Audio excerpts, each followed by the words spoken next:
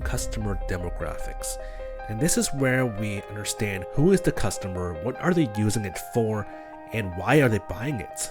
Understanding this information will help you better design and better develop this product. Most Amazon sellers spend weeks researching a product, make some small changes, order inventory, and then launch it. Then when sales aren't coming in and the ad spend is increasing, they start to panic and wonder why they did this in the first place. Now, the majority of the time, the problem isn't the launch, it's not the ads, it's not the lack of reviews, it's not even the pricing.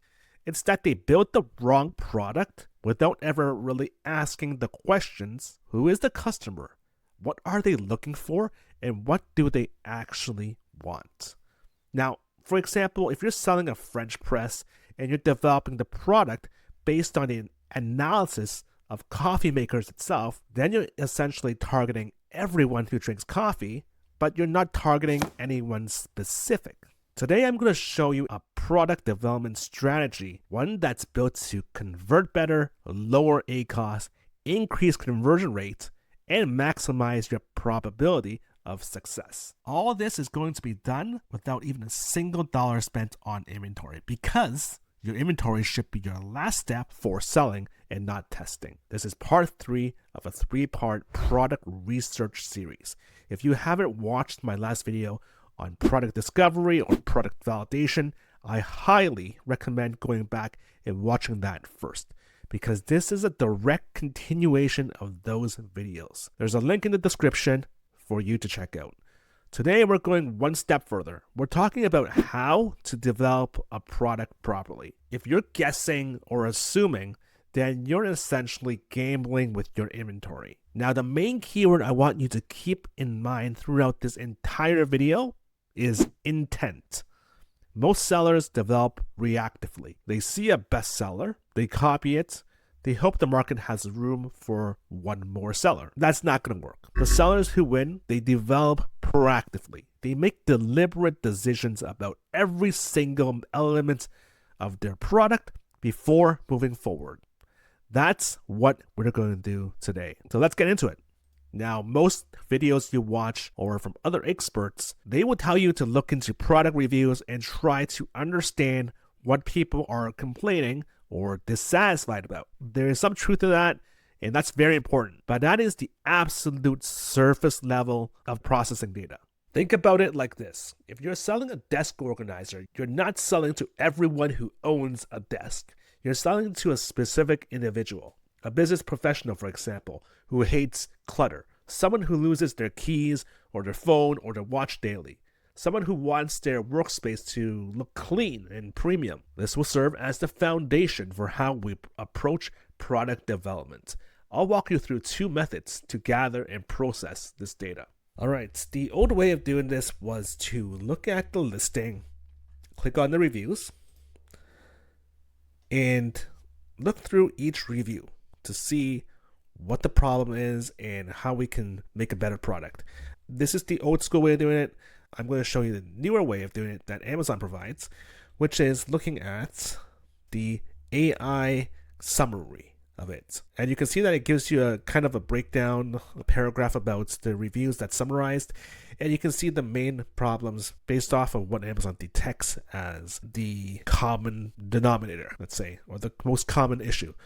This is one step above, but I'm going to show you one more tool inside Seller Central.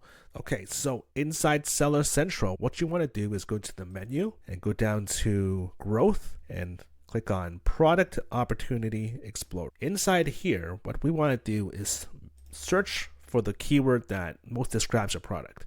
If you know it already, just enter it here. We'll put in wine racks countertop, which is the product we were just looking at just now. We're going to search and it'll automatically bring up the top search terms people use to find this product. So wine racks countertop, let's click on that one there. Now there's a ton of information here that you can use, so much that it's overwhelming, but I'll create a different video specifically for Product Opportunity Explorer, but we're going to be using the Customer Reviews tab. Let's expand it. It will give you an analysis of the niche itself. If we look at the analysis and the sentiment insights, this will give you a very good idea of what direction to go to fix the product or improve the product or to provide better perceived value. Expectation evolution. This is more pointers to help you understand how you can improve the product, not just understand what needs to be improved, but how to do it.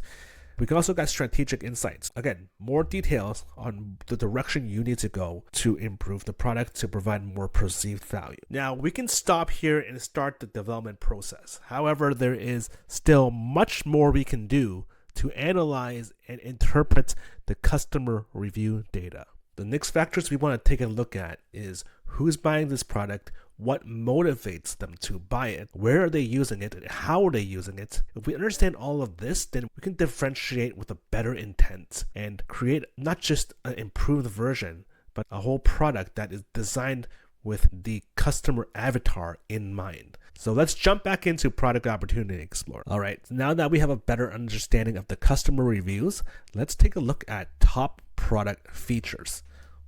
Now, this is important because these are the reasons why people buy the product, what they like about it, and what causes them to be motivated to add to cart and make the purchase. This is based off the wine rack niche, so not everything is going to be 100% relevant to us. However, you'll see the top features for the niche. Now, freestanding floor design is not going to be relevant to our product, but multi-tier configuration, yes. If our product is stackable, for example, this would make a lot of sense. Bamboo construction, another factor to make a note about. Top combinations, bamboo multi-tier tabletop surface. That is exactly what we need to know when deciding on material, functional design, and location of use. So common and uncommon features, format distribution, super important because there could be a lot of variations out there. But this tells us which variation is the most popular or the most suitable for us. All right, next, let's take a look into customer demographics. And this is where we understand who is the customer, what are they using it for, and why are they buying it. Understanding this information will help you better design and better develop this product. So we know it's the age range of 30 to 55 years old. This is very good information if we're thinking 2-3 steps ahead based on your marketing. So if you're looking at creating lifestyle photos, this is the audience that you are selling to. So obviously you want to present it within that type of audience. Now, psychographic factors, key values, organization and efficiency, stackable space-saving designs, purchase motivations, decluttering kitchen and pantry spaces. There you go.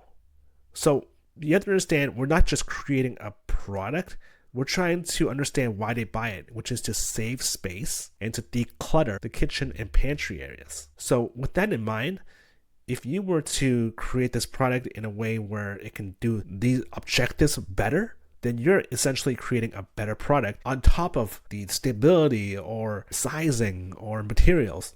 And there you have it. At this point, you should have a clear understanding of what areas require improvement, what features shoppers expect the product to have, what size and format shoppers prefer the most, who is your target audience, and why are the shoppers shopping for this type of product. This process overall removes the guesswork.